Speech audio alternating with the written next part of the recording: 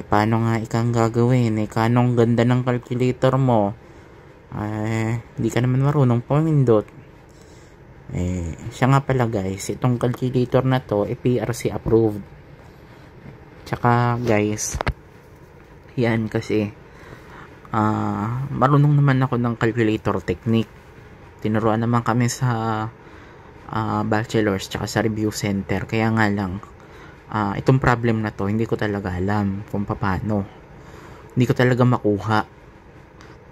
Kasi ang daming ek-ek. Tapos, yun. Kung kayo guys, engineering kayo, o kaya kayo yung mga kailangan gumamit ng cycle, pwede kayo dito bumili sa link na ko. Dahil yung calculator na to, kapresyo lang naman ng nasa ibang platform. Pero, siya, may calculator technique manual siya. Tapos, kung hindi pa sapat sa inyo yan, parang minsan nag-workshop yata yung Canon na yan. Pero, yun nga, pwede kayong mag-request ng workshop from your school o kaya mag-YouTube muna kayo. Sige na, mo na yan.